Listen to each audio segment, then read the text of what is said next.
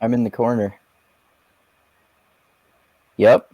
So, hello, welcome everyone to another Mindgasms podcast. We're going to do the first movie chat, basically. We're going to talk I about, have to experiment with this deal. yeah, um, yeah, we're going to talk about Deadpool, of course, which is my favorite superhero movie because it's so subversive. Oh, it looks like Dusty got kicked out. He might have to come back in. But yeah, so we got when Dusty comes back, of course, woke centrist, aka Dusty Hubes, aka Dustin Cubit, and we've got Chris James back here, of course. And so yeah, I wanted to talk about this because it's one of my favorite movies. Oh, here's Dusty back again. You working for you there now, Dusty? Heard you coughing. I'm backstage. All right, but yeah, I mean, this is this is one of my favorite movies, especially like I consider it my favorite superhero movie because it's so subversive and it like makes fun of the entire superhero genre and does all the breaking of the fourth wall, and Deadpool swears like a sailor, and it's funny and action packed, and then it actually does have some heart and meaning because he's in love with his girlfriend, and I love how his motivation is to get hot again so she can be with him again. But yeah, what do you think about the movie, Chris? Yeah, no, I enjoyed it. I actually went back and I watched one and two this week in preparation for this chat. So, yeah, you hit a bunch of the same points that that I liked about it. You know, it's a good superhero movie. The archetype type is right, and the storyline is good. StreamYard does not like me. Yeah, did you just get kicked out? Yeah, I think it's my internet here. I might have to switch to my tablet, maybe, because I'm on my cell phone, Okay, and I had to mess with like a bunch of settings. But okay. I guess StreamYard doesn't like my phone. Oh, that's not good. But once I get downstairs, I could set it up so I'm on my tablet. I think that'll work better. Okay. Yeah, if you get kicked out again, you can do that. I'm just gonna keep Hopefully rejoining, okay. rejoining, and rejoining, and rejoining. Okay. But yeah, you were saying, Chris, that you noticed some of the same themes that I noticed. Yeah, it's a it's a good superhero movie. I'm not really like hardcore into the superhero genre, but I've seen a majority of the Batmans, the Supermans, all the main ones. But yeah, I always liked Deadpool, and I always liked I like how it was filmed. It's a movie series that was made for the audience. Do you know what I mean? Like examples of when Ryan Reynolds sees the picture and he signs his autograph Ryan Reynolds on it. You know what I mean? That's a joke made for the audience. It's it's nothing to do with the plot at all, but it's made it. And you see this in the opening credits of both films where it's like directed by asshole, or you know what I mean, like just silly stuff like that. So I like how the movie series is contains a lot of entertainment just for any viewer. You don't have to be a huge superhero nut. You know what I mean? Mm-hmm. Yeah, there are lots of great jokes in there too, and they do that like several times in the movie. Like when he's at the beginning when he's beating up one of those guys, and he does like a fake football kick when he's about to kick him in the head. He goes, coming out of Regina, Saskatchewan, because that's where he was born. Yeah, that's right. And I like how you were saying the way the film is shot. I like that too, how they jump back and forth in time throughout the first half of the movie, and like it's not just one flashback and then they show the backstory leading up to the opening scene with Deadpool killing a bunch of motherfuckers. It's like going back in time, showing how he's a killer, and he falls in love with Vanessa, who's a hooker, and then they fall in love, and then eventually he gets cancer, of course, and then they explain how he gets experimented on by this weird shady dude in who's the obligatory British villain who they list at the top in the opening credits, and he they torture him to the point where his whole body gets like burned when he's in that oxygen chamber, and then he mutates to the point where he can heal everything, including his cancer, and so he's on a quest to find Francis, who calls himself Ajax, because he said he can make him hot again and fix his ugliness as the side effect of his superpowers. So I like that, and I like the stuff with those two X-Men in it too, and the jokes about how I guess the studio couldn't afford another X-Men, and Yeah. those characters are funny too, especially the I forget what his name is, but the big metal dude who is like really puritanical and doesn't like people swearing and doesn't want to hit that woman at the end when she's fighting him and stuff like that. Yeah.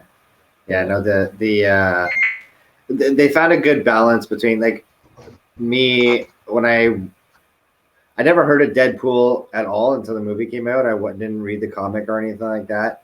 Yeah, and me neither. I never even heard of the superhero. Like I never even heard of them before the movie series. So it was good. They towed a good line of, if you've never seen this series before, here's the plot. Here's what I'm all about. I can't die, yada yada yada. But also, if you read the comics before, it's not so annoying that they focused a lot on the history and stuff like that, but they did it in a kind of a comedic way. So yeah, it was. Yeah, I enjoyed this series, and yeah. Yeah, I hadn't heard of Deadpool before either, and Man, this I phone is watch giving it. me so much trouble. You're gonna have to go to your tablet. Hopefully that'll work. Yeah, I watch a lot of the superhero movies, but I haven't seen all of them, and I'm not like a massive fan of them either. So when I saw ads for Deadpool originally, I thought, it looks like another superhero movie. I don't really need to watch it. But then I just happened to watch it at my friend's house because she recommended it to me, and I'm so fucking glad I watched it. I was like, oh, this movie's fucking awesome. It's not like an average superhero movie. It's an R-rated comedic comedy superhero movie that doesn't take itself seriously, but still has like redeeming serious aspects. Yeah, true. And you can only really get a guy like Ryan Reynolds to play that type of part, where it's like he's cool. You kind of want to be like him. He says funny stuff, but it's like, I don't know. It reminded me a little bit of like Van Wilder, but he was a superhero. You know what I mean? Which is perfect because I kind of enjoyed Van Wilder in my 20s when I was, young and silly. So it has those young and silly aspects, but it's also, a superhero movie. It's like that in terms of his role, it kind of reminded me more also of Ryan Reynolds' role in Blade Trinity, which was like that was his first role that I can remember anyway, where he was still the comic relief in the movie, but it's also the first movie where he got into like super good shape, and then since then he's been not only just the comedy guy, but he can also be like the action guy. So like you were saying, he can be the combination of the action guy and the comedy guy. So he's like a perfect actor to play this role.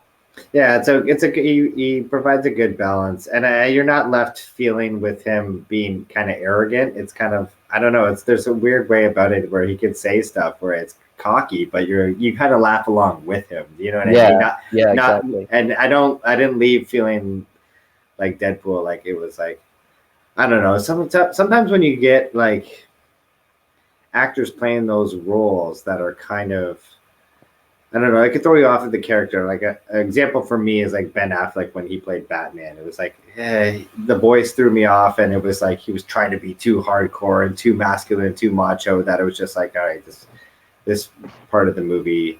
I much more preferred like a Michael Keaton, who is like laid back and not so aggressive. But yeah, no, yeah, Ryan Reynolds brings that kind of like he pulls off the superhero role extremely well. Yeah, and I like, well, like like I keep saying, I like the comedic aspect of it too, and like the whole thing about how he's not really a good guy. He's pretty fucking morally gray. Like throughout the movie, he enjoys killing people, and then at the end, when he kills his arch nemesis Francis, the way he does it is that that puritanical big metal dude X-Men guy. He's like giving him a spiel about what it means to be a superhero. You only need 4 or 5 moments to be a superhero. You don't wake up and brush your teeth as superhero. And he starts going on a speech about how, it's a noble act to be a hero, like sparing your enemy. And then when he's going through that speech, Deadpool just shoots the guy in the head. You were droning on! And Yeah.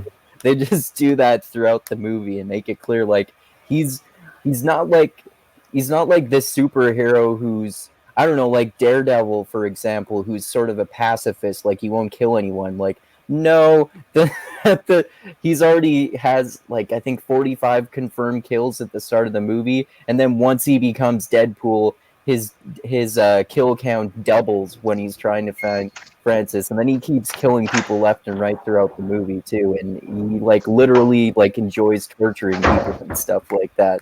Like, it's interesting to have that sort of a character, but it's not like you still like the character because he makes these jokes all the time, and because he has that motivation to get Vanessa back, basically. Yeah. Well, he's ultimately killing bad guys, right? So Yeah. he's evil in a way, but at the same time, it's easy to side with him because he's a guy that wants to just take out evil people, but at the same time, he always becomes friends with or finds like good in people. Like we see this in when he hangs out with the blind lady, right? Oh yeah, Al. Yeah, like nobody He's else. one of my favorite characters. Nobody else would have chilled with her, but he does that all the time. So he sees the good in this old blind lady. And Josh Brolin when he's the evil guy in part 2, Cable. and then that's right, and then he ends up being not a good guy, but they kind of like take the same side during the end of part 2. So he's even though that he's an evil character back from the future or whatever, he's still able to see like a good in him that he ultimately wants to. Yeah. You know what I mean? Yeah. So. Yeah, definitely. I like that.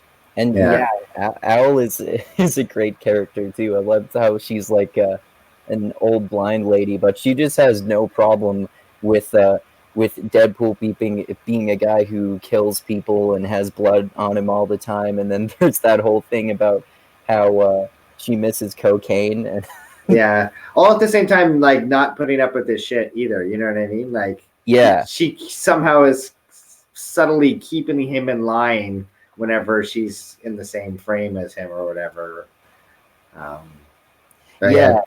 Yeah, that's true. Like when she's like talking to him and telling him to get back with Vanessa because she loves him, and she's trying to convince him, even though he doesn't want to, because because he's afraid of her rejecting him because she's ugly. And then of course, that relates to the 2 times in the movie when he goes up to her and he's about to like introduce himself to her again, and then he pussies out because he fears rejection because he's so ugly.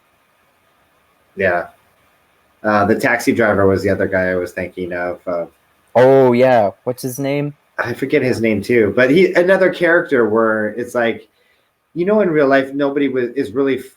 These people don't have a lot of friends, but somehow Deadpool finds these people and they become main character. He becomes buddies with them. They're main characters throughout the plot. The taxi guy drives him around everywhere he wants to go. Yeah. You can find this a little bit in his. I forget his name. The bartender guy too. Oh yeah, the guy played by T.J. Miller. Yeah, that's I right. remember the actor's name, but not his character. He's like the cool bar. He's trying to be the cool bartender, but he's really just like, you know. You would categorize all three of these people: the blind lady, the bartender, and the taxi driver, all as kind of losers today. You know what I mean? But yeah, Deadpool is still like hanging out with them, finds like the good in them, and I think that's why a lot of people gravitate him as a good moral like superhero character, because he's out there defeating evil, but at the same time he's buddies with these kind of loserish types, you know. Yeah, that's a good point. I noticed that, but not to the same extent before, that he kind of like unites people into this band of misfits. Yeah, band of misfits is a good way of putting it, for sure.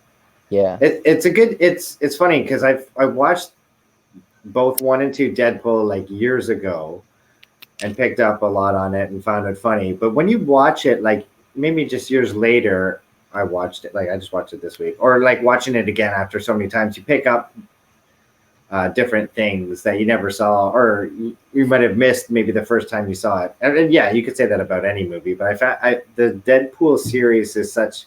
There's so many jokes in there that are. You know, yeah, if you go back and watch them, you kind of get it the second time. Yeah, definitely. Dusty, is that stream that you just added, is that one working now? Yeah, Woker, yes. Okay. You want me to remove the first one then? Is that your cell phone? Woke Centrist is your cell phone? Just in case, because I may have to switch over to it from time to time. Okay. Yeah, I'm only hearing audio from one of them so far. I'll leave both of them in then. Okay. So you get your link is working now though? You can talk? Yeah, I'm using my tablet. Okay. So what do you think? This is a cell phone problem. Okay. So what do you think about the movie and the character Deadpool in general, and like what Chris and I have been talking about so far?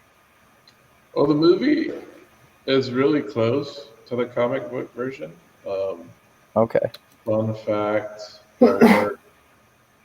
I worked for a gaming studio who made the Deadpool game. Oh, cool. I didn't even know there was a game.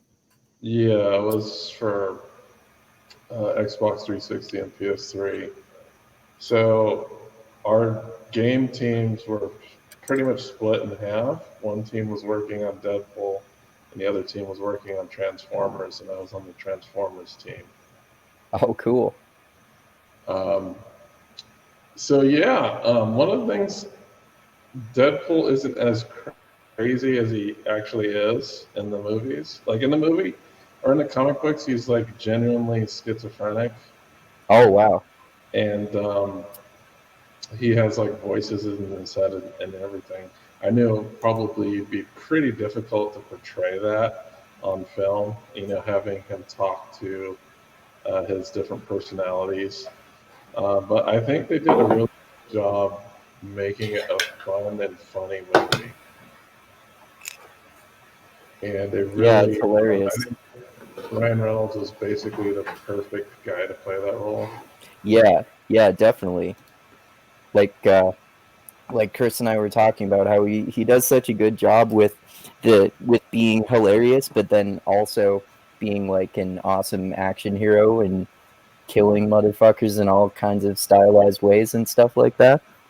Yeah, because technically that wasn't the first time that Ryan Reynolds played that role, if you remember.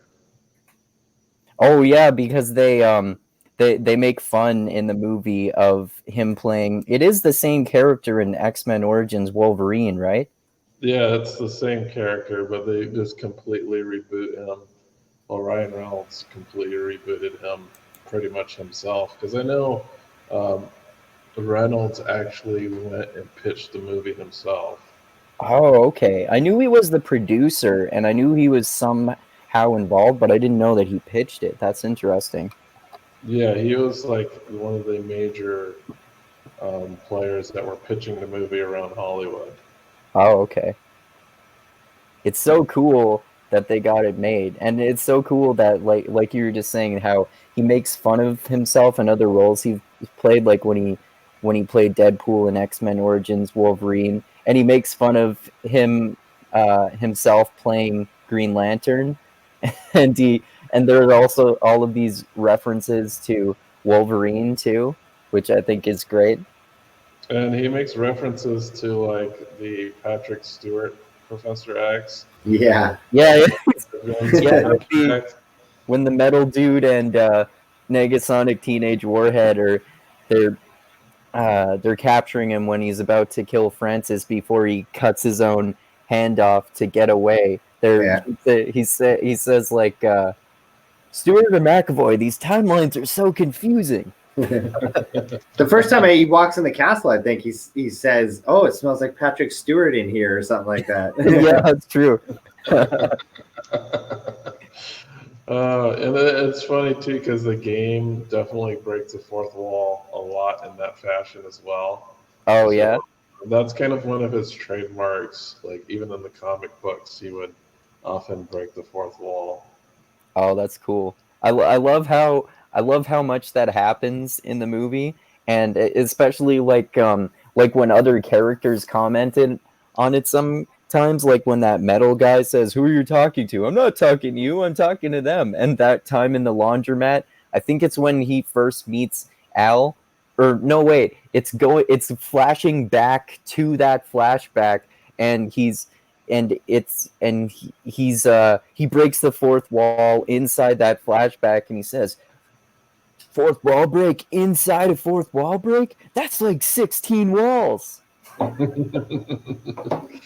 Yeah.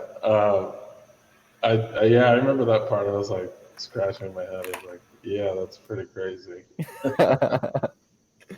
Yeah. But So yeah, that's one of the really funny things about the character is that there's just so many gags thrown in, and it's super raunchy. Like yeah, it's not something that you could just show to a real young kid because it's like masturbation jokes, yeah. like left and right. There are even like jokes about like necrophilia and stuff like that when he says, "I'm gonna kill Francis, shoot him in the head, and fuck the brain hole." Yeah, and then Yeah, hashtag drive by. yeah. Yeah, it's definitely it's cool that they got permission to make like a hard R horror or superhero movie, because like the I like it more than all the Marvel movies and stuff like that, because of that, because it's so like raunchy and hilarious and fourth wall breaking and stuff like that. Although they do that in some of the Marvel movies, I think, and some of them are kind of funny. Like Thor Ragnarok was kind of funny, but not like deliberately in the same way as this. Yeah, after Thor Dark World, Thor became like the comedic character of the MCU. And Ragnarok. Well, I think what happened is even though Ghostbusters was such a shitty movie, they The saw remake, that. Yeah, they saw that Chris. I haven't seen it because I heard that it was terrible. Well, I think what happened is that the producers behind the MCU saw that Chris Hemsworth really does have some great comedic chops, so they went ahead and kicked that up to 11 in Thor Ragnarok. Oh, okay. Is it they wanted to utilize him better in that aspect? But I guess Thor is kind of like the he's like the dumb. I guess I guess you would call it like the dumb comic relief, Yeah, like kind of stoic and strong idiot walking around. But even that's even true to his character in Norse mythology, though. Like if you go yeah, back to Norse mythology, Thor is supposed to be kind of really stupid. yeah. I remember you and I both read that Norse mythology book by Neil Gaiman. Have you read that, Chris? No, I haven't. Oh, it's really interesting. because especially because Neil Gaiman is such a great writer, and he writes about gods like in American Gods, and he includes Norse mythology in there. So he's really good at like telling the actual stories of Norse mythology. And what's the premise of the book? Sorry, is it just based on old? Yeah, it's just basically a non-fiction book of him explaining uh, basically the Norse mythology, but like telling it in the stories of it. Gotcha. Yeah, so he's retelling the stories himself. Okay. Kind of just like with Neil Gaiman flavor on it. Yeah. Because the story is like Norse mythology. It's public domain, so basically anybody can write a Norse mythology book. But he just puts a bunch of the Norse mythology stories together and kind of just like rewrites them with like his own style. Yeah, it's really It's interesting. fun. It's good stuff. I recommend it. Yeah. Dusty, what do you think about this this aspect that Chris was pointing out about how Deadpool sort of like unites a band of misfits, like that character Al, who's great, and that cab driver whose name I forget, and those X-Men who seem like they're the leftover X-Men who don't get to go on all the cool missions or something like that? Well, I'd say Colossus isn't really that much of a leftover guy because he was in the other movies. Yeah, that's true. He was in like X-Men 2 and 3 or something like that. Yeah, he was in the later two of the trilogy, and actually, him and Wolverine kind of have a special relationship where they have like this special attack called the Fastball Special, where he kind of hurls Wolverine at something, and Wolverine just like messes that thing up. Oh, yeah, I remember that from the second one, I think. Yeah, but Colossus, he goes way back. He's an old character. And I guess they chose him because they just CGI'd him. Like, they didn't have to pay an actor.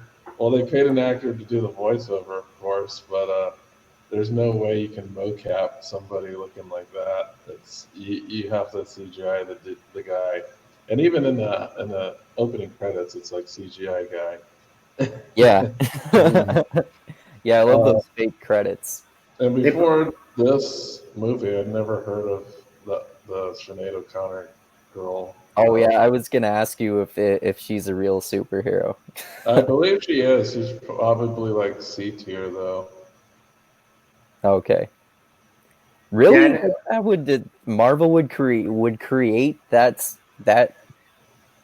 maybe they did well, maybe Deadpool added all the like her being an angst-filled teenager and stuff like that. I don't know. I never heard of her It's either. totally accurate to her character. Like, I don't think they took that many liberties with the characters themselves. Oh, okay. And if they would have had other characters in there, I think it would have taken away from Deadpool too. Like Colossus was never. It's not like a main X-Men character like you remember, like Wolverine. You know what I mean? And Yeah. let's say if they had Wolverine in there, you would have just been like, "Oh, he's in the movie the whole time," and then I don't know. It would have been a distraction, I think. So if you have these, the two leftovers from X-Men, you don't see hardly any of the other crew at all. I think it was. Well, maybe the budget too it wasn't in the budget.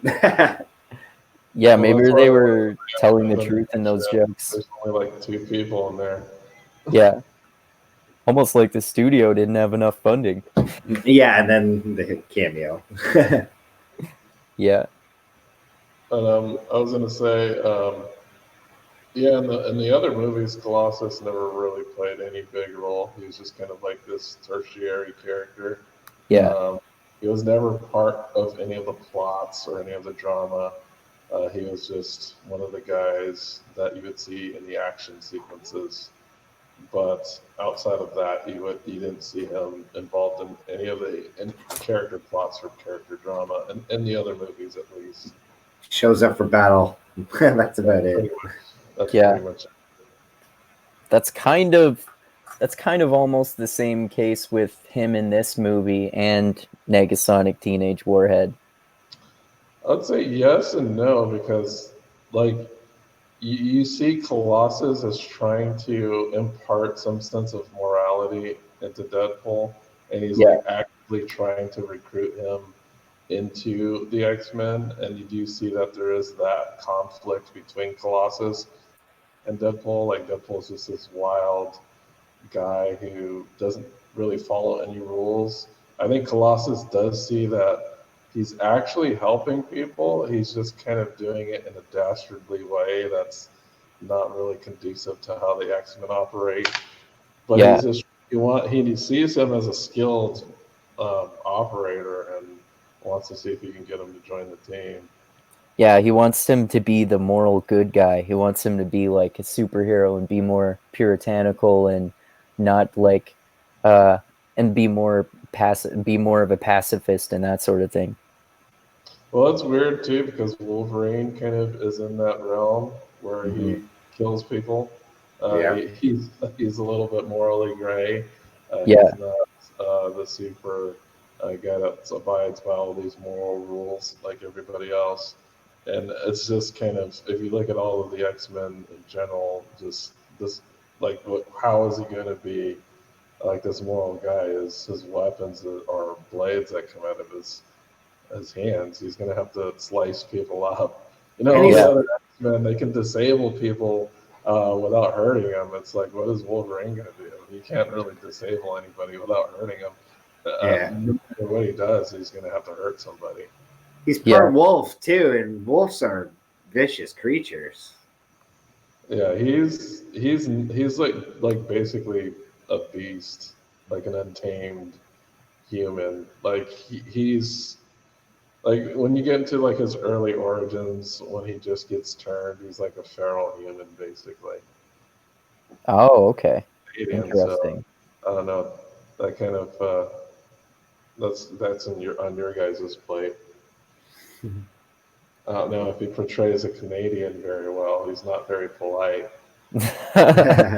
He does the whole like complete stereotype of a Canadian being a lumberjack, basically too. Like a short, hairy lumberjack. Yeah, and what I love Stan Lee's cameo in this. It's my favorite cameo of his when he's the announcer at the strip club.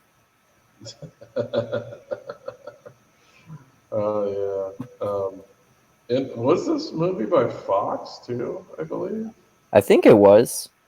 Yeah, because it's interesting that we have the Marvel franchises split up between movie studios. Like, the whole Spider-Man business is strange. Yeah, isn't But there wasn't there something that happened with that recently? I don't remember what exactly the situation is, but it's like Disney owns the rights now and Fox owned the rights for that character before, something like no, that. but what happened is like Marvel made some really, I wouldn't say that they were really shitty business decisions, but they weren't as as uh, as successful as they are now. So a while, like I think it was like 20 plus years ago, they were selling movie rights to their properties, and they sold Spider-Man to Sony, and it wasn't a Oh, licensing right. deal. They actually sold the complete rights to them. So Sony owns the movie rights um, to Spider-Man, and I think they traded like video game rights. So I know now Sony owns the video game rights for Spider-Man, and because they traded those rights, they allowed um, Spider-Man to appear in the MCU. Oh, okay. So that's why there Spider-Man was in like I think well, I haven't seen Avengers Endgame, but he was in I think at least one or two of the Avengers movies, and then that that one with the newest actor whose name I forget. He's like Spider-Man: Homecoming and the Far From Home, I think it is. Those Yeah, were those were Marvel ones, right? yeah, it's and I think the animated ones that have been coming out, those are Sony. Into the Spider-Verse, that one? Yeah. Oh, But okay. they're putting a stop to, like, didn't I thought I read somewhere that they're not making any more Spider-Man movies, or they No? Well, what happened is it's kind of tentative right now. Sony was flexing and said that, oh, we're pulling out of this deal. I don't know. I think they're just using that influence to get more money from the franchise, but I don't think it's completely settled though. Well, they saturated the market though too. Like, how many fucking Spider-Man movies has there been over the Yeah. last decade? Like, honestly, from a business decision, it might be a good idea to just say, let's pause this for like 5 years and then, you know. Yeah. How many Well, Spider-Man from what I movies know, are there? Like 8? the new Avengers movies that are going to come out in the new phases, Spider-Man is actually supposed to take a bigger role in the Avengers now that Tony Stark and Captain America are out. Like, so we got 2 actors who are now out. So the leadership gets switched up a bit when they're, because they are continuing the Avengers. It's just going to have different cast members and superheroes. Oh, okay. No, that doesn't surprise me.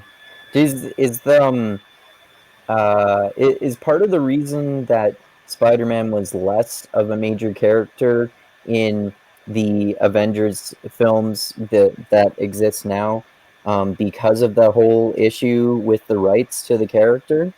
Yeah, Like, pretty much entirely. It's a big piece of it definitely has to do with that. But the film Civil War, Spider-Man is actually a pivotal character, so you kind of needed to be in that movie. The film is in pretty Captain different. America Civil War? What was that? In Captain America Civil War? Yeah, so there's Oh, okay.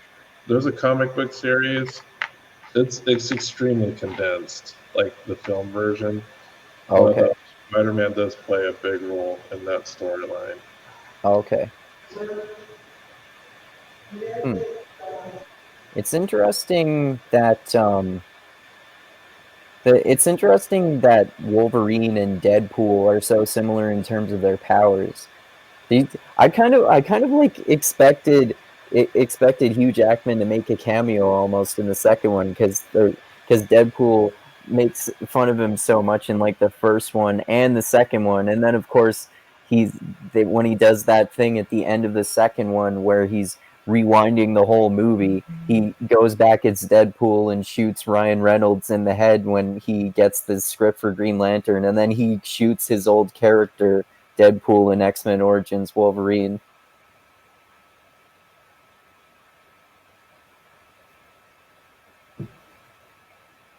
Do you think that do you think that Hugh Jackman maybe will be in like Deadpool 3 or something like that? Yeah, maybe. Although a part of me says yeah, you're right. You should have been in 1 and 2 already, though. You know what I mean? Just a small cameo. I don't know. We'll see. Is part 3? Is it being filmed right now? I don't know. Do you I know. Dusty? I think we lost Dusty. Oh, maybe. I thought there was a part 3. It's funny because I remember when I was messaging you, I said I thought there was a part 3 up, but it turns out there was a Christmas Deadpool. Yeah, I didn't see that one. Yeah, me neither. And yeah, I don't know where I saw it, Netflix or something like that, but I know there was another one out. But, like already out? Or no, just like the first 2 movies and then the Christmas one or whatever. Oh, okay. I forget where I saw it though. Anyway, but yeah, sorry. What I was gonna ask is there a part 3 being filmed or in production? I don't know. I'm looking it up right now. Yeah. Release date, cast, plot, and everything else you need to know. Is there going to be a Deadpool 3? I mean, it would be an X-Force movie. Oh, that's the force that he forms in the second one. An X-Force movie and a third Deadpool movie are in development. gotcha. A spanner has been thrown in the works in the form of Fox's merger with Disney, which we were just talking about, which gave the rights to the X-Men back to Marvel. Oh, wow. Now Deadpool could be joining the MCU, but it's up in the air. Oh, that's interesting.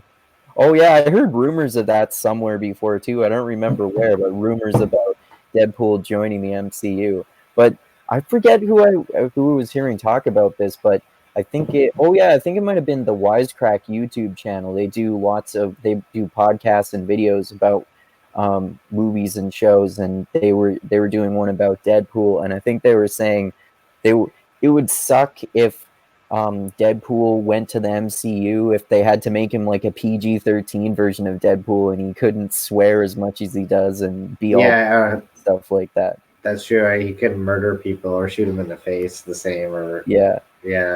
Oh yeah, I never thought about that. Yeah. I mean, I don't know. I mean, it seems like, I don't know. Maybe if there's a Deadpool 3 and there can't be X-Men in there, at least I would hope anyway that it would still be like an independent Deadpool movie or something like that, and they'd go somewhere with that and keep the like hard R rating. But then if they're doing like an X-Force, or if Deadpool gets added to one of the Avenger movies or something, he could be like more PG-13 in those, but then at least do frequent fourth wall breaks and say, yeah, I sold out. I'm taking money to be the PG-13 version of myself in these, but you can go still watch Deadpool 3. Go watch that right now if you don't like this, or something like that. Do some self-advertising. Yeah, I can see them doing a Deadpool 3 for sure. Yeah. Whether or not he gets involved in the MCU as a huge role, I don't know. Yeah, that's a good question. He could easily be like a minor character, but basically the comic relief in an Avengers movie or X-Force or something like that. Yeah, true. I wonder if X-Force is going to be... X-Force is going to be Fox. Because I think It Fox is? has all of the X-Men, X-Force stuff. Okay. Like everything in the X universe is Fox. Everything Spider-Man is Sony, and everything else is Marvel Studios, Disney. So, but there was technically like that bit of a merger with the X-Men and Deadpool, right? Well, that's Fox. So X-Men, Deadpool is actually part of the X-Men universe. Oh, okay. Anything that involves mutants, that's all X-Men. Oh, okay. So, what do you think, Dusty, about if there's going to be a Deadpool 3 and an X-Force movie, and if Deadpool joins the MCU, how that would work out? I don't know, because Deadpool has always been on the fringes. Like, he's never really gotten involved. Well, he does get involved with the other characters every once in a while, like Spider-Man and some of the other characters. But he's typically on the fringes most of the time. And I think the X-Force, they're going to probably stick within the X-Men universe, because as far as I can tell, or from what I know, they don't commingle with the other groups as much. In the comics? Yeah. Oh, okay. Yeah, I mean, like I was saying, if Deadpool became an MCU character and they had to make it like a PG-13 version, that would kind of suck. Yeah, it wouldn't work. You can't downgrade. You can't downgrade Deadpool like that. It's like you already have the rated R comedy, and you're gonna ratchet it down so that you can get a wider audience. But the thing is like the first movies were very successful, even with the R rating. So yeah, they know that they can get away with that and still have a lot of people come up and see the movies. Yeah, for sure. I mean, yeah, I don't know. Do you think that it's likely that there would be like an actual that Hugh Jackman would like actually play Wolverine in a full role or even in like a minor role in Deadpool 3? Well, I think Hugh Jackman pretty much has retired as Wolverine, I heard something about that. unless they give him like a shitload of money. Yeah, But from what I know, he's kind of retired from the role, and I think Logan was kind of like his last portrayal of Wolverine, which was a good fucking movie. If you ever, Yeah, I fucking love that movie. That's my favorite Wolverine or X-Men movie by far. yeah, it's an excellent movie. Hugh I didn't Jackman. see it, so I'm gonna have to check it out now that both Oh, Oh, you yeah, guys it's like gave him. it's so awesome. It's like Wolverine, but it's like a dystopian future world basically, and he's losing his powers and he can get injured, and it's like it's all brutal and it shows the blood and stuff like that. Like it's another one with a hard R rating, but it's not like as funny as Deadpool. Yeah, right on. Yeah, it's kind of like the washed up has been version of Wolverine. Yeah, exactly. And he's passing the torch on to the next generation, and so to Oh, speak. okay. Yeah, basically. So yeah, I haven't heard that then because I didn't see that movie. Then yeah, I don't see that happening as much if he's getting out of retirement for sure. And like yeah, you'd have like Dusty said, you'd have to pay him a shitload of money to Yeah. Yeah, because I know get him he showed up involved. in a couple of the First Class movies. Yeah, He he was has in like Future Past, right? yeah. But I think that's like the only other movie that he was in outside of like the main Wolverine trilogies, Origins, and Logan. Because I think he's done pretty much. Yeah. I wouldn't rule Well, out a cameo though. well, I wouldn't Yeah, doubt he they're, would they're still do cameos, but he's yeah. not going to do like starring roles. I don't think. No. That would be fine with that would be totally fine with me too. And like I really do love the way that his character that they end his character in Logan too. Like that movie is a great way to end him playing Wolverine. Yeah, the end is pretty cool. Like, it's such a brutal movie, and it's sad as fuck too. Like a Yeah. lot of it, it's like super depressing. Like all your favorite characters, like they're all broken down, and they have like really shitty lives. Yeah. Especially Wolverine, he's like, oh, he used to be this badass superhero, and now he's just like some shitty chauffeur. Yeah, basically just trying to protect the professor and That's that girl and like he's basically getting old and dying throughout the movie. Yeah, he's like in his last legs. He's older. He's like all gray. His powers don't work as well as they used to. Yeah. Yeah, for It sure. takes like long. He still heals fast, but it takes a lot longer. Yeah. So, what do you guys think about how I really like this aspect in Deadpool of how like basically his motivation is to get hot again so he can get with his hot girlfriend, like it's all superficial, but then they have that little bit of like actual romance where they're actually in love and you can see the heart and the serious dramatic performance in Ryan Reynolds and I don't know the name of the actor who plays Vanessa. Yeah, but that's not the first time she's played a superhero's side piece. Is it? When's the Yeah, other? because she played. I think. Have you seen the show Gotham? I've only seen part of that. I honestly stopped watching it because I thought it was lame. Well, she's in it. I think she's Commissioner Gordon's side piece in that. Oh, okay. She's also the wife of Sergeant Brody in the show Homeland. Oh, okay. I haven't seen that show yet. Yeah. I liked the first 2 or 3 seasons, but then they got rid of the main character and it got increasingly about like psychological anxiety of the more minor characters, and then I just kind of bailed. Mm. So it's not as good. I think the first 2 or 3 seasons are actually really good, but then to me it gets progressively worse after that. There's a lot of shows like that. Yeah. I can't tell you how many shows where I've watched like the first couple seasons, and then it's almost as if they fired the writers or they just gave up after that. And seasons 4, 5, and 6 suck. Yeah. So yeah, like what shows?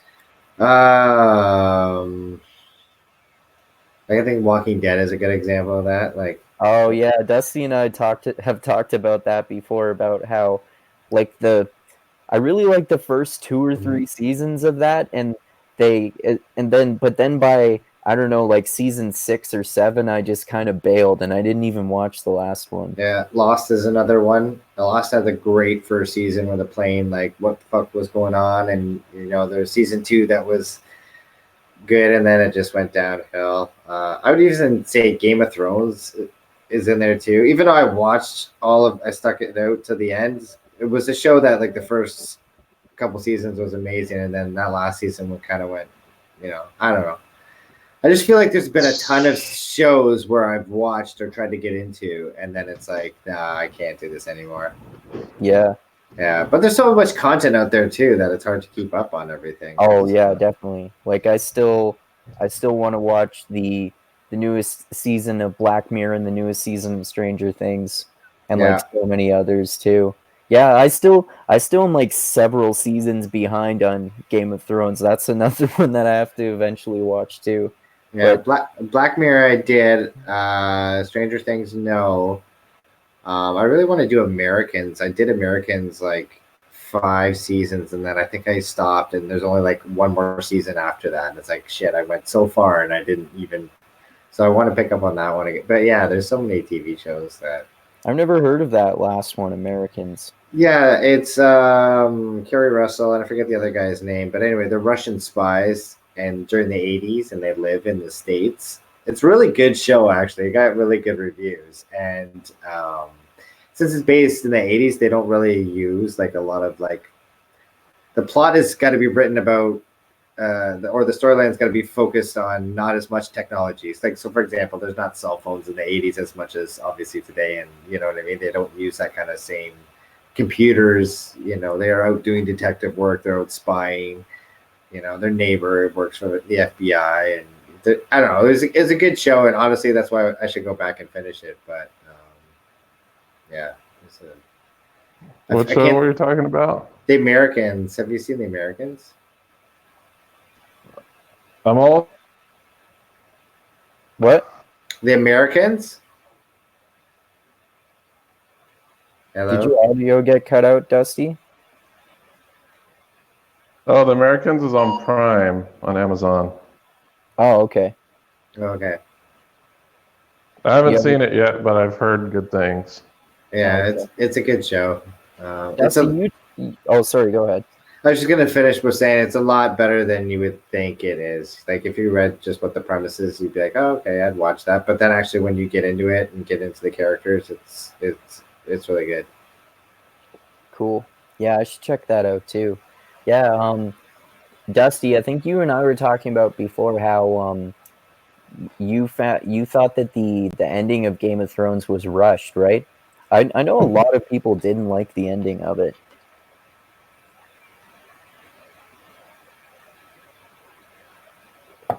You there, Dusty? We lost him again. I definitely felt that way, bro. That it was rushed. I felt the same way in Lost. I think what happens is, you put together a pilot in a lot of these shows. You got a storyboard, but that storyboard is only probably taking you so far. Let's say maybe a season or two, and everybody's got their own creative capacity too, right? So you got a lot of good ideas right off the hop, in a lot of these shows. But then it catches on. It becomes famous. A lot of people, millions of people watched Lost. Millions of people got into Game of Thrones. Not early on. Like the show was, nobody had heard of either of these shows. And then all of a sudden it became a cultural thing where people were talking about it at work and exchanging their ideas of what do you think happened in this and blah, blah, blah, right? So people started talking about it. And then the writers get into like season 3 and 4 and they all sit down and they go, fuck. We gotta keep this.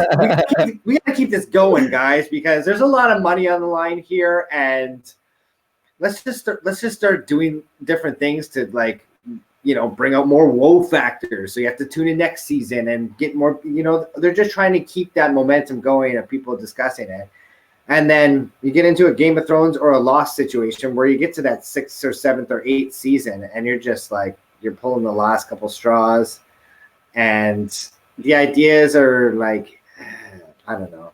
I don't want to ruin Game of Thrones because you haven't seen Game of Thrones yet, but it's just, I feel like they got lazy near the end, and at the same time, it's like, all right, we got to do this finale. Let's just let's try to please our fans too. They got to do that, right? They got to, I don't know. They gets lazy, and you can only stretch some of those ideas so far. You know what I mean? Like. Getting lost on a plane and then trying to figure out what we're in reality or how to get back home and stuff like that should really only take you maybe 2 or 3 seasons, not maybe 8 or 10 or however long they had them or whatever, Yeah. I mean, I personally, I did like the earlier seasons of Lost more, but I really liked all of the seasons except for the, I don't know, the last 1 or 2 were a little strange, but I really liked the vast majority of the series until the very ending of it. The actual ending of it was so fucking disappointing to me. I'm like, really? This is like all purgatory and the whole thing was a fucking test? That just makes the whole fucking show worthless. Yeah, I hear you. And I think that the general, I don't know, I get the feeling, maybe it's Descartes on my part, but I get the feeling that the general consensus is that both of these shows were rushed and that the endings of them were not the greatest. But, yeah. Did you like Jacob? I like Jacob. I never saw What's Jacob? In Lost, the character. Oh, okay. Sorry, I thought we were talking about a different TV show. I was like, man, another one I gotta watch now. I think the problem with Lost is that, like, opposed to Game of Thrones or something, I think the problem with those things is that the writer has a vision, especially if you take a look at Game of Thrones. But once they pass the 5th book, they don't really have that much source material to work on. So it's because we already know in Game of Thrones there's a large divergence past the 3rd season. And for Lost, I don't even think that show was like completely completed. Like it sounds like past the 2nd season, they probably were writing the show on the fly. Yeah. No, I'd agree with both of those statements 100%. And I think even Christopher, I forget his name, the guy who wrote the Game of Thrones book, he was writing that. Oh, George R. R. Martin? Yeah, sorry, George R. R. Martin. Stand-by number. He was writing that book while they were finishing up the last season of it. So it's like he could come up with something totally different or in the book as opposed to what they just wrote in the script. I think I heard something about how George R. R. Martin said that in the books in the series that he hasn't finished yet, they're going to be different from the show, which makes sense because in the books that, well, in the first 5 books that are out, they are very different from the shows in some ways. They're pretty much the same in the major ways, but very different in some of the minor ways. Well, the show's missing an entire Targaryen character. Yeah, that's true. Who? Well, because there was supposed to be one of. Well, he gets killed. He gets killed at the end of book 5, but like the big guy that's played by that famous Samoan or whatever. Are you talking about Strong Belwas? Yeah, maybe. But there was sorry, I missed that. So there was a character that was killed off that wasn't supposed to be killed off? Okay, so there's an entire Targaryen character that's not in the show. But it's in the books. Actually plotting. It's in the books, yeah. Okay. And he kind of gets taken, like his entire storyline gets taken out, and then you have the whole the Caitlyn Stark thing is taken out because she turns into like a revenant of some Oh sort, yeah, and that's they didn't true. follow that plot line at all Mm. in the show. So there's like a couple major plot lines that they didn't really follow up on. Yeah, there's a lot of holes near the end there. Yeah. I don't know why Well, they that was rushed just it way too though. rushed. Yeah, but I why kind do of know that? why. It's because, well, I think it's the show writers were kind of done. They didn't want to do any more shows. I Gotcha. think that's main. I think because they're doing this for what, 8 years. Yeah. I'm sure contracts had So they're probably to do like, with it too. You can't sign somebody to like another 5-10 years and keep paying them when there's no episodes coming out or whatever. But I don't know. yes. I think they were just done. I don't think the actors were, No. because they seemed genuinely sad that it was over. Well, because the majority of their Like, careers are done too once this show is done. yeah, yeah. So I think Yeah. like the show writers just were done and they wanted to do something else. You could tell their heart wasn't in it those last 2 seasons. Yeah, no, for sure. Such a shame because both that and Lost too were such like cultural, again, shows that everybody went to work and talked about. Yeah. Yeah, Yeah, so sure. we're gonna have fantasy series mania in the next few years anyway, and we'll see what's going on with that. Yeah, Because they're making a Wheel of the Time show, and they're Thrones making fever. a Lord of the Rings show, and they're making a Witcher show. What else are they making? Have you read any of those books, Chris? Oh, well, Any you probably read the Lord of the Rings, I guess. Lord of the Rings, yes, and I've seen the movies. The books was like a long time ago when I was like early teenagers. My uncle had. I always was fascinated by. They looked like really old sorcery books, and I was like, "Ooh, I wonder what those are about." And the Yeah, J.R.R. Tolkien, you open up in the old wizards on the front or in the first couple pages there. But I didn't know they were coming out with the TV show. yeah, Does they're it pick? Are it's they gonna doing the be. whole plot again, or does it pick up where the movie ends, or I the? think I've heard it might be just a rumor, but I think I heard something about how it's going to be very different from the books and the movies, but I'm not sure what that means exactly in terms of the direction that they're going with it. Gotcha. I wonder how that would work Yeah, because I feel like Game of Thrones worked because it was a good plot, but it also worked because it involved a lot of sex and nudity, a lot of violence, which people are attracted to. And Lord of the Rings doesn't really, you know what I mean? It was good as a movie series, but it would be interesting to see how they carry that out in a TV type setting. Yeah, yeah, So I like, don't know. if it was HBO and you had hobbits like slinging swords at each other, and that would be awesome. Yeah, yeah, that'd But be cool. I just can't see that series and going Hobbit on that Hobbit route. You know what I mean? action. Yeah, Yeah, man. that'd be cool. They could do that too to like appeal to the Game of Thrones crowd or something like that. Like, hey guys, we're gonna make Lord of the Rings dark and adult theme now. Mm. Yeah, Well, they probably What do you yeah. think about the? could if they had stories in the Silmarillion.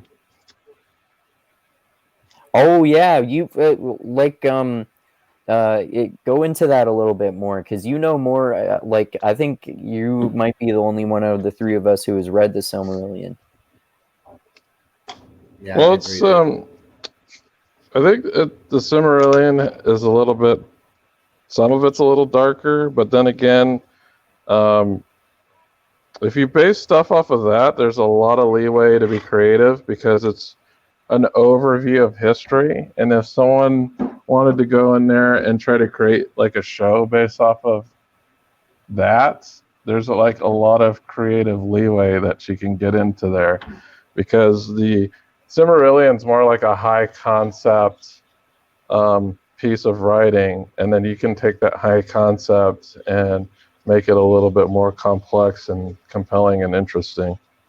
Yeah, that's true. You were saying when we've talked before about how they already incorporated some aspects from the Silmarillion into the Hobbit trilogy just to like stretch it out into 3 movies. So it would be interesting to see like where they could go with that if they were making a show. Like maybe they could even do something like the Silmarillion, or not even necessarily that, but like a prequel series to Lord of the Rings or something like that. I don't know. That, or they could just create something in the same universe. It doesn't necessarily have to be around like the main characters of the books. Like there's probably 1,000 different stories that someone could tell within the Middle Earth universe. Like if you ever, they're definitely there, just like the video games that came out.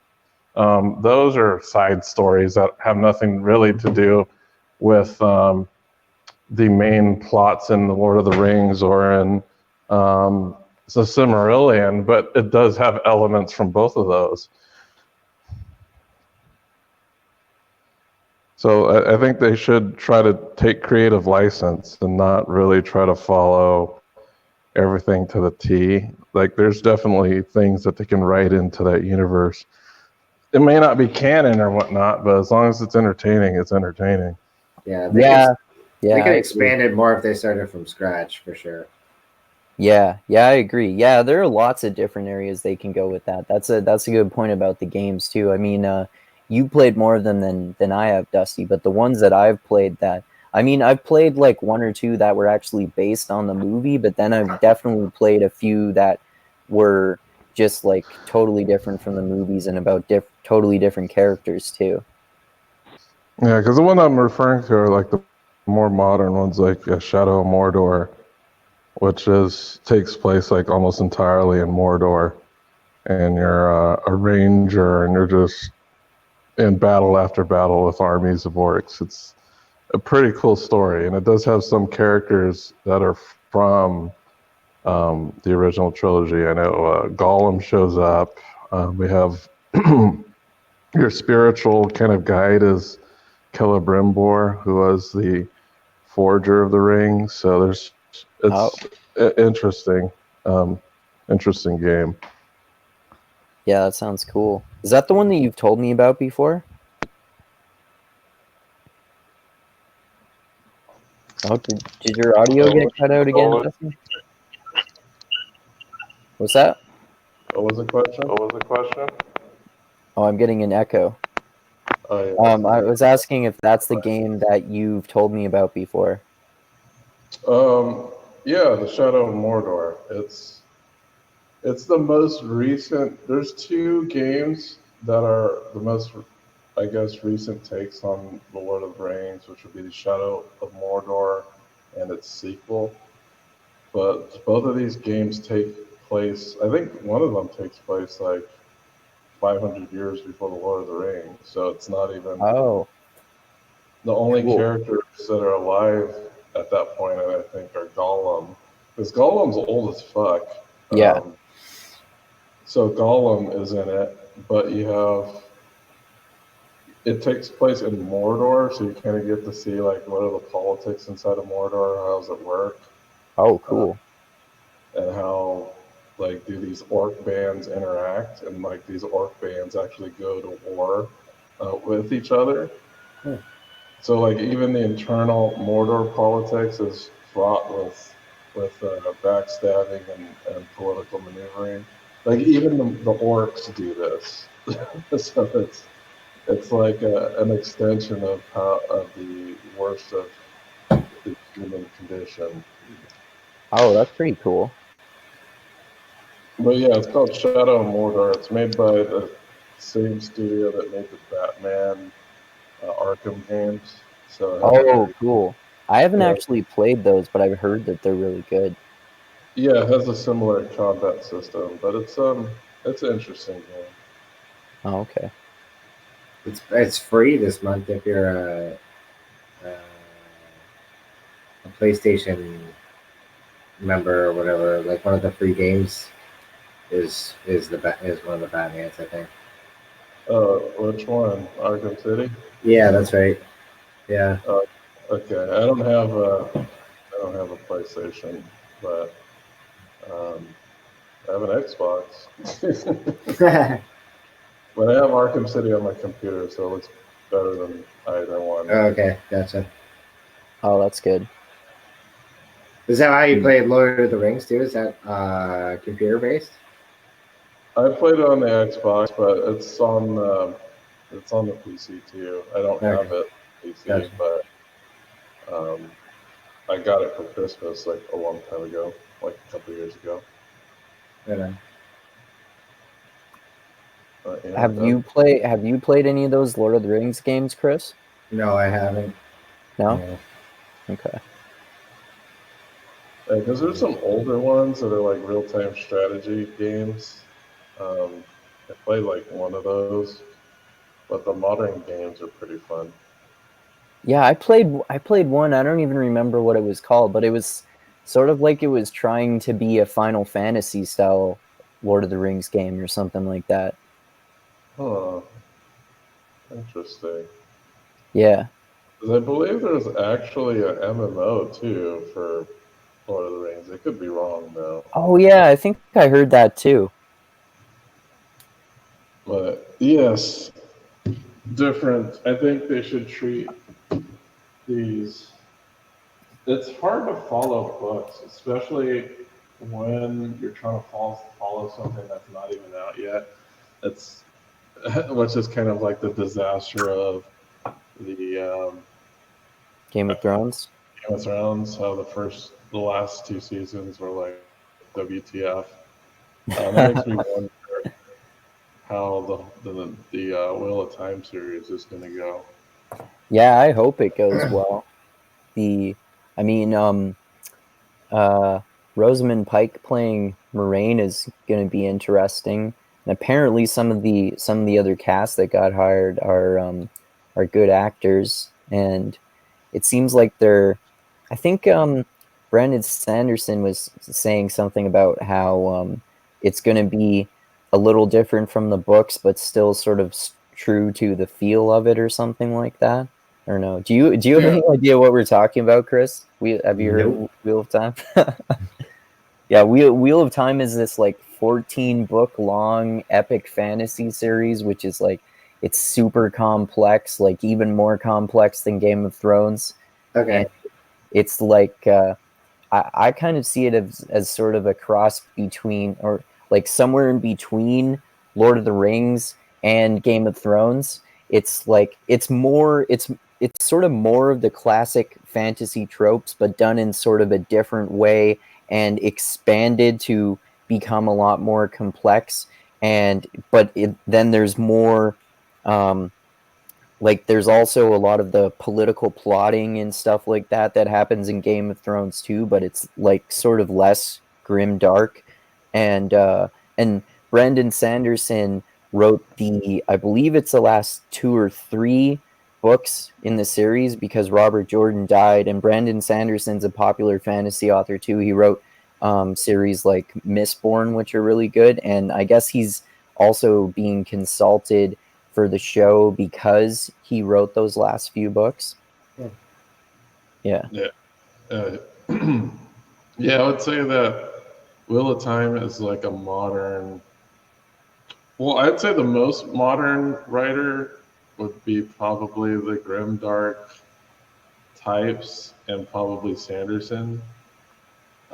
Fantasy is definitely kind of skewing that way. But I've also noticed that fantasy is also skewing, like they're taking a lot of the prose out. So it's becoming a little bit more utilitarian when it comes to the actual writing itself. Because, like, you can really read through these more modern, grimdark um, fantasy. books like really quick. But once they start getting prosy, you kind of just got to take your time a little bit when you're reading these. But Yeah, but kind of, I would say that Robert Jordan is the transition from classic fantasy to modern. He's like right in that transition point. yeah. Because he started writing his. I think we might have looked that up before, but at least the first couple of Wheel of Time books came out before the first Game of Thrones or Song of Ice and Fire books, or book rather. And George R. R. Martin was like friends with Robert Jordan and knew him and said that he was heavily inspired by him. Oh.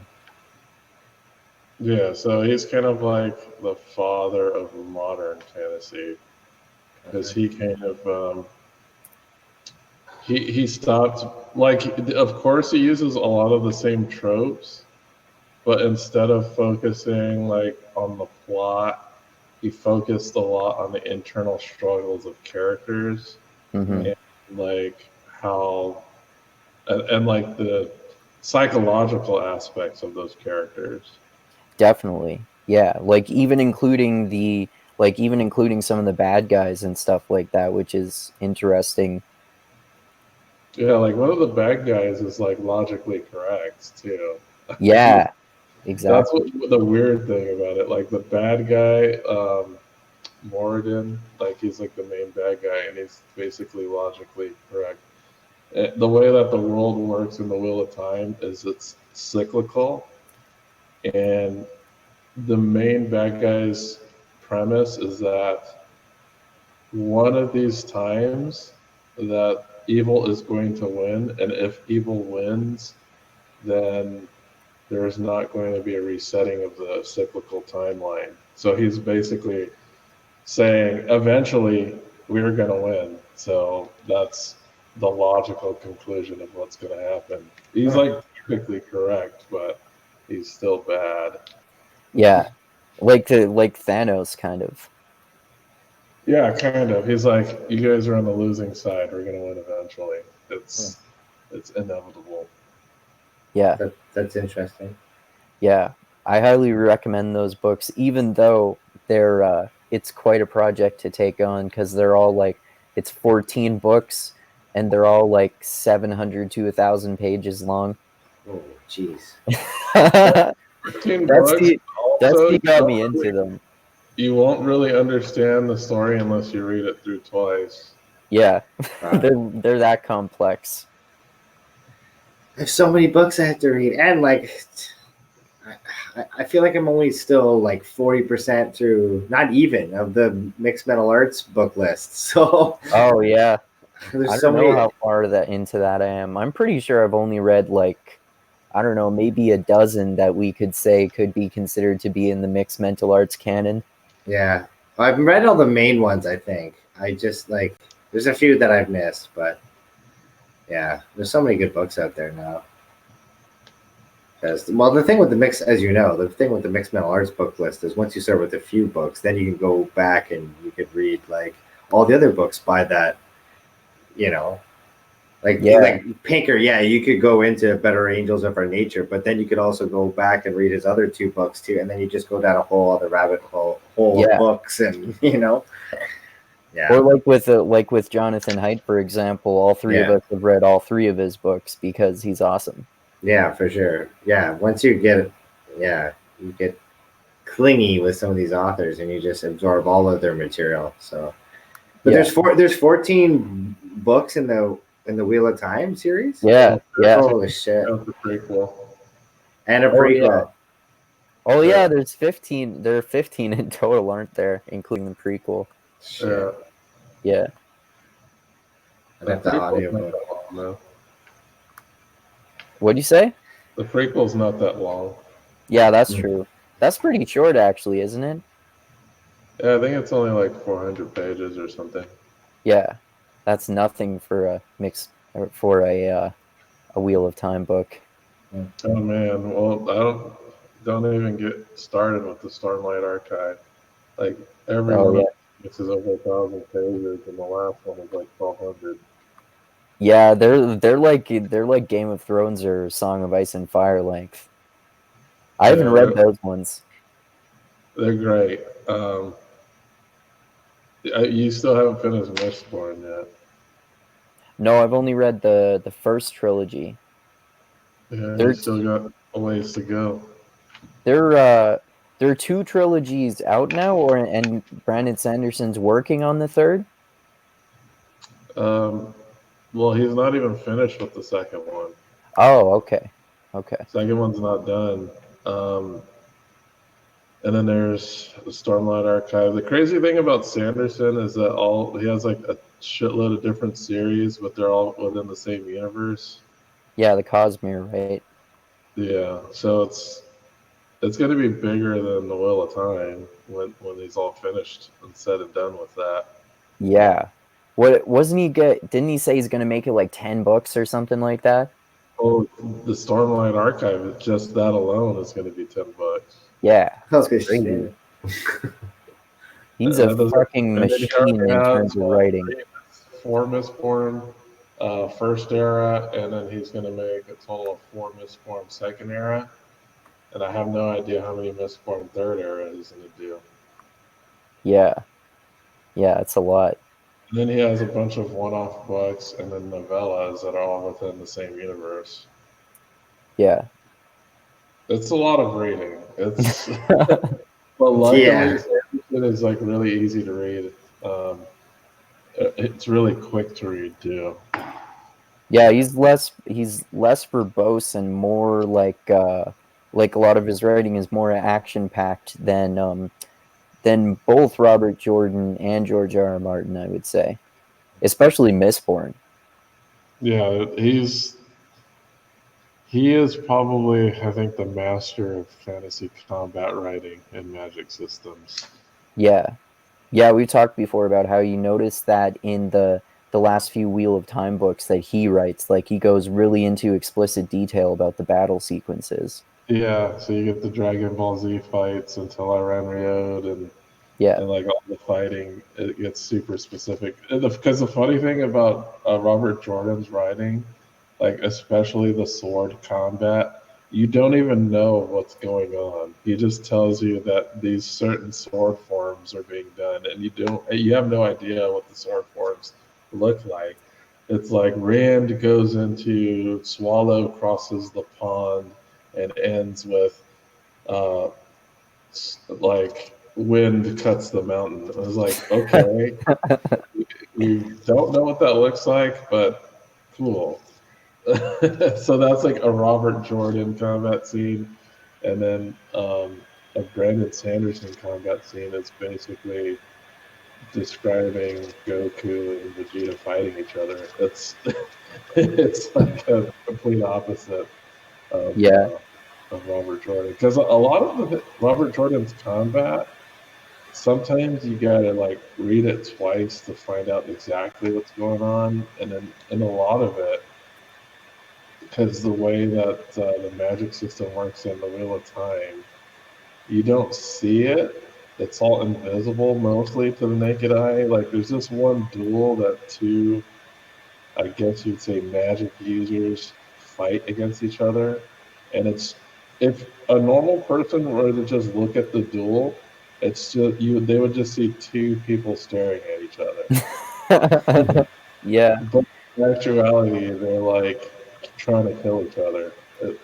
It's like, I'm not sure how they're going to portray that in the show. That's what I was thinking. That those sorts of things, like the sword forms and the magic in scenes like that, I don't know how they're going to replicate those in the show, because they'll obviously have to make them more visually appealing. Like they're not just going to have two people staring intensely at each other. Well, but there are characters that don't use the sword forms, like Matt and Farron don't. So whenever they fight, there's actual descriptions of the combat that make sense.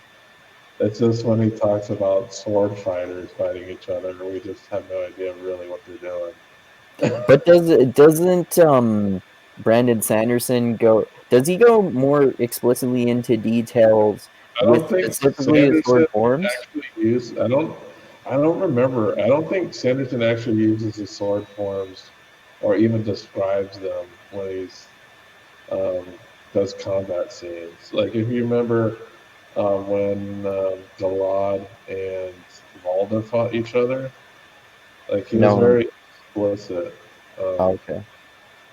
you remember when the two white cloaks fought each other? Galad fought his the other blade master and he killed him.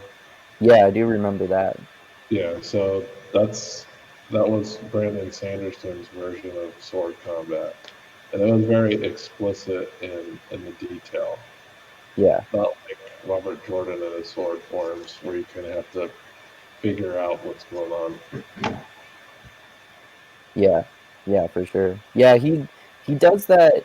Like, Robert Jordan is more subtle in his writing in general too. Like, I was watching an episode earlier. You might have seen it, Dusty, with Daniel Green and this guy who has a channel called Nameless, who makes lots of videos about Wheel of Time. They were talking about that, about how Robert Jordan's writing is really subtle, and how it might even be a good idea for them to be more explicit in the show with some of the stuff, um, uh, like terms like pillow friends and stuff like that, indicating that some of the characters who are women are like clearly lesbians. If you would make it more explicit and stuff like that. Well, I think they should still use the term though. Like Oh it's only yeah, because I know what a pillow friend is. I don't know if everybody, like if a newbie was just watching the show and someone casually used that term, they would have no idea really what that meant. yeah, exactly. Yeah, Yeah, I had no idea. yeah, Like I didn't know what a pillow friend was until, and I had already read all the books. It wasn't until I started listening to the podcast. I was like, "That's what a pillow friend is." yeah, yeah. Me too. Me too. I had no idea. But yeah, Robert Jordan is extremely subtle, and Sanderson is extremely blunt. Yeah, Like he doesn't. There's not a lot of subtlety in his writing. It's very straightforward. It's very like it's not as crazily foreshadowed as Jordan's. Like he foreshadows in the first book, like stuff that happens 11 books later. yeah, It's like really crazily. It's crazily planned, but I think even Sanderson kind of is like that because I remember when Sanderson was talking about how he writes, he sticks to an outline, so he has everything pretty much planned out. And he also yeah, mentioned that George R. R. Martin isn't really that way. He just kind of free writes and then comes up with his ideas. Like he didn't have these crazy grand plans. And that kind oh of wow, makes sense considering how long it's taking him to get these books out. yeah. That's 'Cause I, pretty impressive for, like, in terms of the phenomenal level of complexity, especially in the books, though, for him to not have that all planned out. yeah, but it makes sense too, because like I think there's a problem too, because if you take a look at George R. R. Martin's release schedule, the more books in, the longer it takes for him to write a book. Yeah, like how the last one's taken him like 7 years at least or something like that. Yeah, and I think that's because that's probably one of the follies of not having this really well planned story.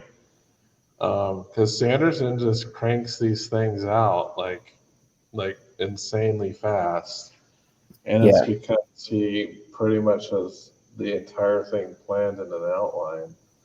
yeah, yeah, definitely. Well, especially with the type of stories that are in Game of Thrones, because they're so complex. Like if it were a much simpler series, then it would probably be easier to get away with that. Obviously, with less planning. Yeah, that's true. Like it's, but the political intrigues in the Game of Thrones, it's just I think they did a pretty good job of making those things really transparent in the show. Yeah. And I think because of the political intrigues, it also intrigued like pretty much people who wouldn't be interested in fantasy. Like Oh there are a yeah. lot of non-fantasy fans who love the Game of Thrones TV show. Yeah. Well, I mean, Game of Thrones, especially the show, is basically like House of Cards in a fantasy setting. Yeah, I always told everyone it's basically like a soap opera for dudes. Yeah. But since it's a soap opera, women like it too. Yeah, exactly. Yeah, that's a good point. It's like a little like the show Spartacus that way. It's like really soap opera-y, but then there's all this violence and sex throughout the show. Yeah, yeah, for sure. And you haven't seen Rome yet, have you? Oh no, I haven't yet. I remember you recommending that to me though. Yeah, a lot of the people in that show appear in Game of Thrones. Oh yeah, I remember you telling me that now that you mention it. Yeah. Yeah, a lot of those actors. So I would recommend watching. Have you seen Rome, Chris?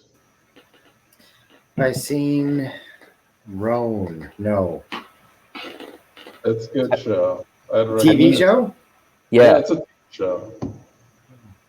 Have you seen Spartacus, the show? Spartacus? No. That's a really good show too. It's basically like a show about gladiators, and we were talking about how that's sort of like a soap opera for dudes. It's like really soap opera-y drama, but then there's all this violence and sex, and how Game of Thrones is sort of that way. But also, you could say it's like House of Cards in a fantasy setting. And Okay. Dusty was saying that the show Rome, that I haven't seen either, it's also kind of similar to Spartacus in that way, in that it's like a soap opera, but it's got all this political manipulations and stuff like that, and it has some of the same actors that are in Spartacus. Right And on. in Game of Thrones. Yeah, yeah, yeah. But How's I it, how's think, it, yeah, one of the things I was saying while you're gone, I was saying that one of the reasons that Game of Thrones was so popular is because it took like the soap opera formula and made it so that okay, like we got your fantasy action, dudes are gonna love that, and then you got your soap opera elements, and the ladies are gonna love that, and they kind of just fused that together. And I think a lot of people who weren't really fantasy fans were fans of the show. Like my girlfriend, she could give a shit about fantasy books and movies, but she loves some Game of Thrones. you know, yeah, it's the same with probably what? mostly because of Khal Drogo, but that was like her favorite character until he died. Yeah. Oh yeah, Yeah, that was her favorite character, Khal Drogo. that's an interesting choice. Not really. It's not. It's probably a lot of chicks were his favorite character. Oh yeah. I would think that like Jamie Lannister would be a lot of chicks' favorite character because Yeah, he's Oh, a he good-looking was. guy. He Very much was. so. Yeah. Yeah, he was. I think What the about- show hits a lot of like those. You're right, soap opera. Good versus evil archetype. A lot of tribal alliances there, which we all love to kind of partake and be and gossip about. Yeah, and you get drawn into. It's got to have like I always feel like a mix of all those things. It's got to have good plot. It's got to have good characters too. Is also key. Like you could hone in and be like Jon Snow was my favorite, or Jamie Lannister was also. I liked him too, even though he was a bad guy. Or, you can either relate or you picked a favorite with a lot of these characters. Yeah. My favorite character is Tyrion. Yep. Yeah. So, Oh yeah, for sure. yep. The- Tyrion is. He is much funnier on the show. Like he's definitely way funnier in the show than he is in the books. And he's less ugly than he is in the books. Oh yeah, he's a mess in the books. His face looks like ground beef. Yeah. But in the show, they just gave him a little scar across his face. Yeah. It's enough that he's a midget, man. He's got to be born too. But yeah, I'm looking forward to the. I know there's going to be a lot of bad fantasy shows coming out in the future. They're not all going to be good. Yeah. Some of them are definitely going to be bad. I just hope Wheel of Time isn't one of those. Yeah. I'm just really rooting for that because I'd love like people to really get into those books because Yeah. that's what the show did for me. Like I knew nothing about Game of Thrones, and then I started watching the show, and I got to the end of the first season, and I really wanted to know what happened next. I was like, oh, there's books. I can read those, and I can find out what's going to happen. And Yeah. so I actually just the show was the impetus for me to actually read the books. Is Yeah. I the mean, is the Wheel of Time in production right now? I think Yeah, so. they start filming this month, I believe. Okay. Yeah. And do you know who Rosamund Pike is? Who I mentioned? That sounds familiar. She's the fucking crazy bitch in Gone Girl. Okay. She was a Bond girl in Die Another Day with Pierce Brosnan. What else has she been in? Is she a brunette girl with She's a blonde. is she? Okay, I'm thinking of Yeah. somebody totally. That name sounds familiar though. For the show, though, What'd you say, Dusty? they're gonna have to make her a brunette for the show, though. Oh yeah, that's true.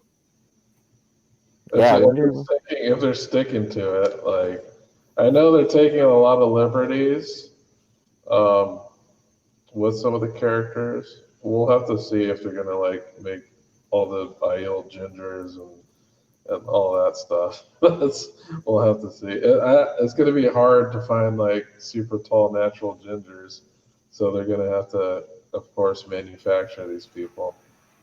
Yeah. Looked up a picture of Rosamund Pike. I think I can do a screen share and you might be able to see it. I can probably open up a new tab here and do it. And Landman Dragger is an Asian man. Can you see that in the chat right now? Picture of Rosamund Pike. I just see your picture. I see you. I Google image her right here. Oh, okay. Oh yeah. Does she look familiar? Yeah, she does. Okay. That's a weird name, Rosamund. Yeah. Yeah, it is. She looks like that girl that wrote that documentary about the red pill too. I forget her name. But Cassie J. Yeah, she looks like Cassie J a bit. She does a bit, doesn't she? Yeah. Do you know who that is, Dusty? Yeah, you're kind of right. She does look a little like Cassie J. Yeah. That's funny. Yeah.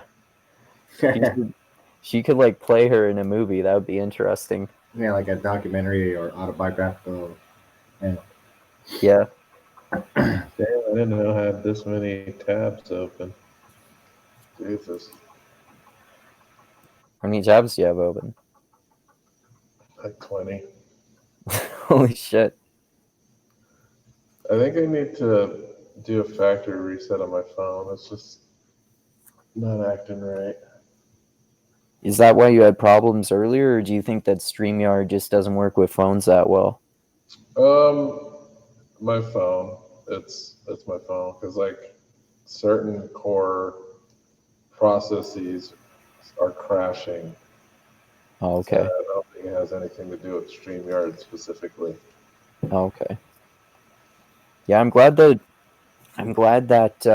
I found out about StreamYard from Chief Keef, aka Tim Keefe, who I do the philosophy deep dives with on this channel. He told me about it because I was telling Chris about how YouTube phased out Google Hangouts, which was a fucking terrible idea. Yes. But we've been pretty solid this whole time. Like you haven't You haven't interrupted on my screen at all. You've been Yeah. pretty flawless this No, whole this time. works So pretty well, and I Yeah. like the split screen ability on here too, and the ability to add banners. I couldn't do that before with Google Hangouts. yeah, and the user interface is pretty straightforward down here. So if you're not familiar with, yeah, no, it's pretty good. Yeah. It's definitely more professional than Google Hangouts. Like Google Hangouts, you can only see the person who's talking, and then you see like these little thumbnails of everybody else. And then And the camera switches back and forth when someone is talking, like it switches to the person who's talking instead of being able to have the split screen thing. Yeah, or clearing the throat or whatever it is that happens. Because it just switches, I think, whoever's the loudest at the moment. You sound really muffled right now, Dex or Dusty. I don't know if it's my microphone. Oh, now you sound better. It's funny how these programs have come such a long way, though. Like, I can remember like Skype years ago; it was so choppy, and this is like a third-party program I've never even heard of, and it's flawless. And I ran into this today. I was trying to watch NFL games, and like IPTV and streaming and all that kind of stuff for NFL games used to be like hell on earth. Like 2-3 years ago, I watched it today, and some random thing that I Googled and installed on my Kodi, no problem. It went flawless. Red zone all day, no interruptions. I was like, man, it was like 2 or 3 years ago that this was a problem, and now it's improved significantly over just such a short span. You know what I mean? Oh, okay. Yeah, it's good that the technology is so much more user friendly now, and that it works so well too. I mean, maybe it'll be the point soon where they have stuff like this where you can like easily do editing without having to have any technical skill, like the stuff that like I would be easily able to do this stuff that a few people are voluntarily doing for me right now to help like get better visuals and editing and stuff, like Polish Christian Bale and Jenkins are working on that for me. Right on. Yeah, that stuff is probably coming sooner than later, but yeah, it's cool. Yeah. All right. Well, I think I've run out of things to talk about now, guys. It is cool. It is cool. It's cool. Yes, it's like we ditched Deadpool. Like, we're into the conversation. Yeah, that's fine. I'm gonna retitle this Deadpool, Marvel, and Fantasy. Movies that you like, though, it's hard to like.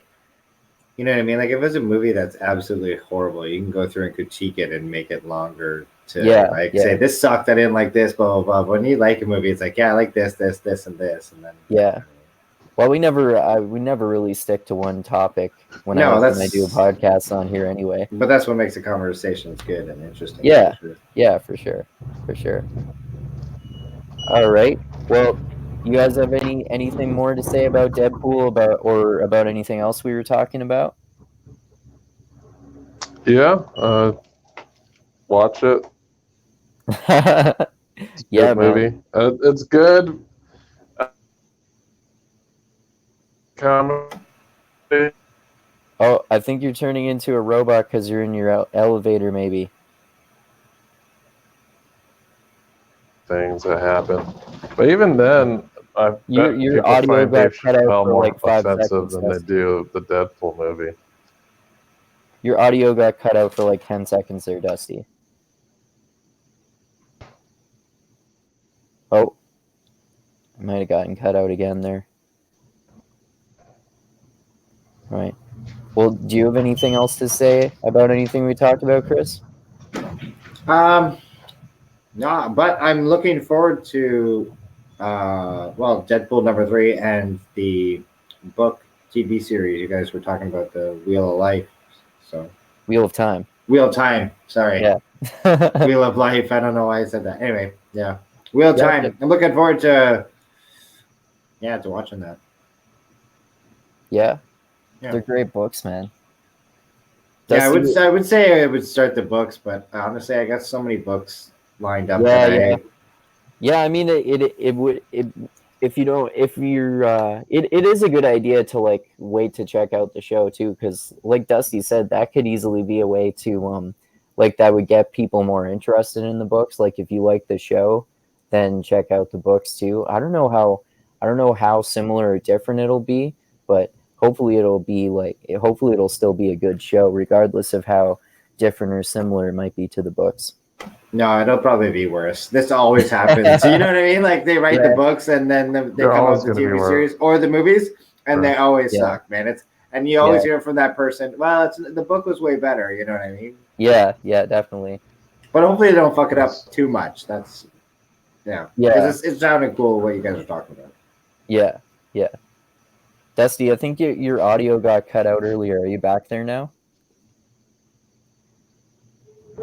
Yes. Okay. What were you saying earlier, like a few minutes ago? Your audio got cut out. Oh, that if you can't handle Dave Chappelle, you might not be able to handle Deadpool. Yes. Like, so similarly to how everyone who loves to get offended should watch Dave Chappelle's new comedy special, they should also watch Deadpool. Yeah. All right. Well, I'll just say all the stuff I like to say at the end of my videos, and then you guys can give any last words that you want to say there. So, Problems. thanks to everyone who watched this episode of Mindgasms podcast. I know we talked about other awesome That's topics spotty. other than Deadpool too. Was that Dusty? Oh, got cut out. But oh yeah, that's bad. Oh, there's his squeaky elevator. But anyway, yeah. Thanks to those of you who watch this, and especially to those of you who like the video and click like on it. That helps it get more. That helps my channel get more attention. And thanks to those of you who subscribe, and especially to those of you who contribute to me on Patreon. I really appreciate that. And I'll add the link for my Patreon page in the description for this, like I always do. And comment on the video to say what you think too. That also gets it more attention, which is good. And also, like I always say, I love you all. Keep being the tiny beam of light that shines through the almost impenetrable darkness in the universe. And most importantly, always remember this: the funk cures all. All right, keep having mindgasms, everyone. And you guys got any last words there? Well, have a good night, everybody, and be awesome to each other. Yeah, totally. Dusty, Yeah. you're still there? Your audio cutting in and out. I guess his audio is still not good. But hopefully, I'm sure we will hear from the Woke Centrist again on this channel, and I will be back on the Mixed Mental Arts channel next week, like I always am. And I'm sure Chris and I will talk again too. For sure, dude. For sure. Yeah. All right. So thanks again, everyone, and adios until next time.